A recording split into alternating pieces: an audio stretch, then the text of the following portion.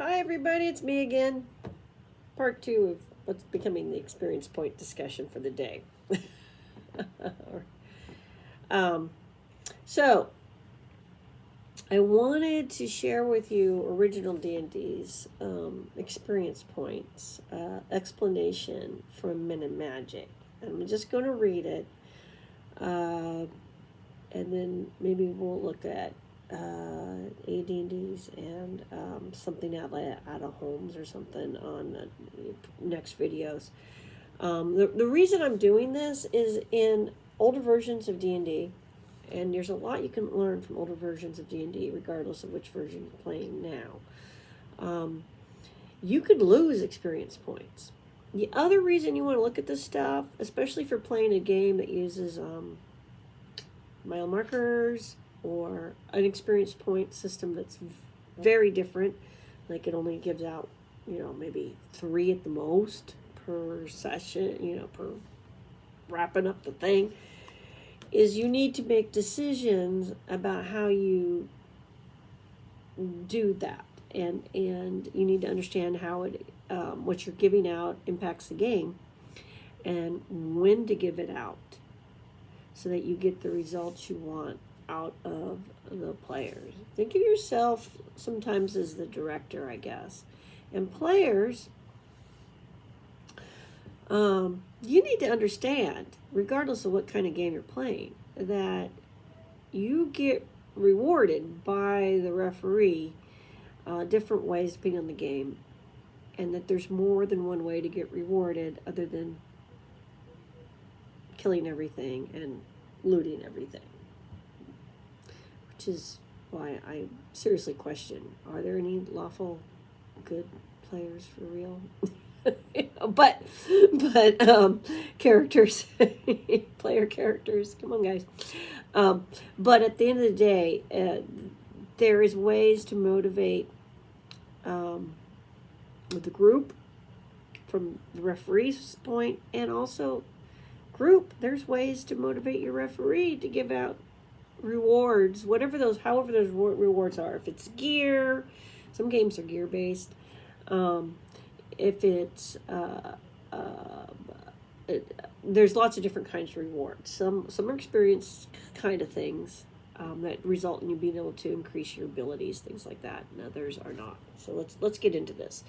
This is original D&D Men and Magic. Experience points. Experience points are rewarded to players by the referee with appropriate bonus or penalties for prime requisite scores. As characters meet monsters in Mortal Kombat and defeat them, and when they obtain various forms of treasure, money, gems, jewelry, magic items, etc., they gain experience.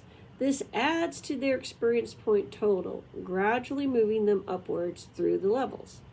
Gains in experience points will be relative.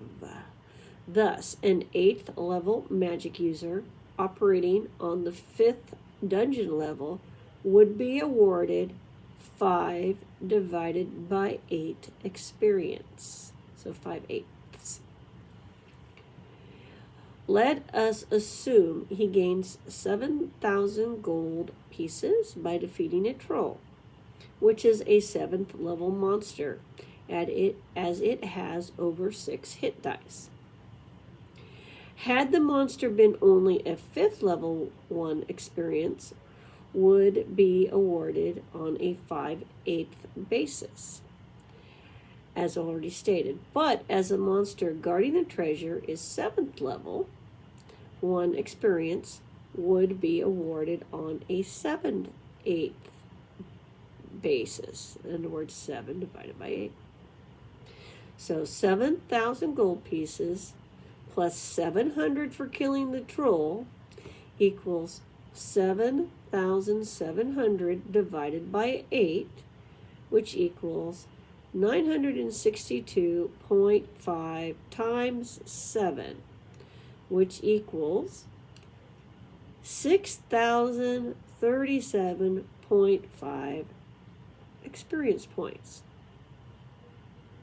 Experience points are never awarded above a 1-for-1 basis. So even if a character defeats a higher level monster, he will not receive experience points above the total of treasure combined with the monster's kill value. It is also recommended that no more experience points be awarded for any single adventure than will suffice to move the characters upwards one level. Thus, a veteran first level gains what would ordinarily be 5,000 experience points. However, as this would move him upwards 2 levels, the referee should award only sufficient points to bring him to warrior second level. Say 3,999 if the character began with 0 experience points. All right.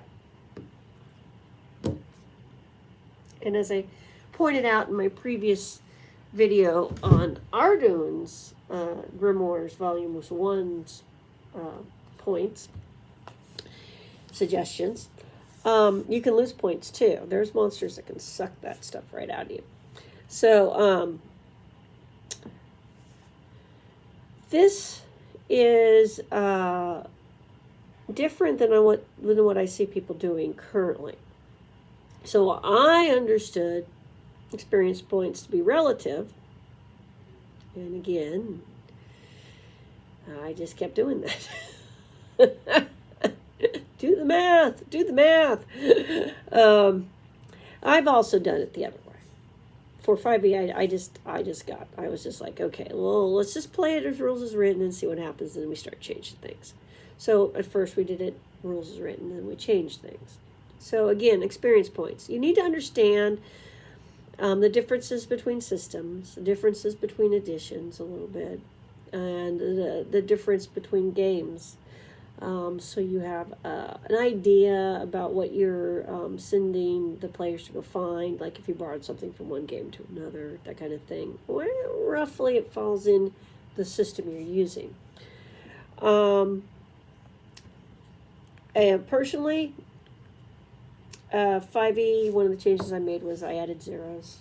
I added zeros to the levels because I was like, no, we're not doing this, boom, you kill a chipmunk and you're, the next level. That's silly. On the other hand, I also wanted to encourage them to do more than just kill things. So it's important to understand how you're motivating the group as the referee. Notice original Dungeons & Dragons. The term Dungeon Master didn't exist yet because that's what the community came up with, and then it got copyrighted or trademarked or something. I don't know. It's just silly. But at any rate, experience points. If you use them, think about how you're giving them out. Think about whether the challenge was an actual challenge or not.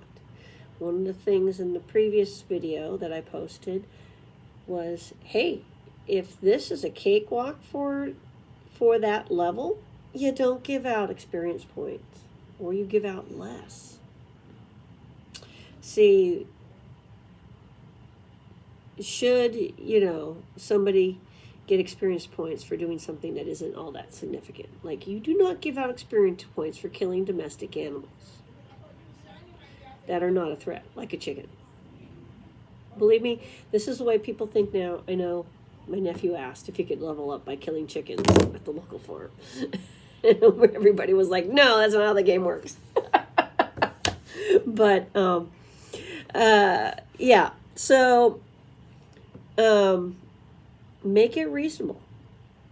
If they're going around slaughtering something that is practically a chipmunk compared to them, or a bug compared to them, then no, they shouldn't be getting experience points for that. On the other hand, if they're going up against something that might be a bit of a threat, then it should be relative.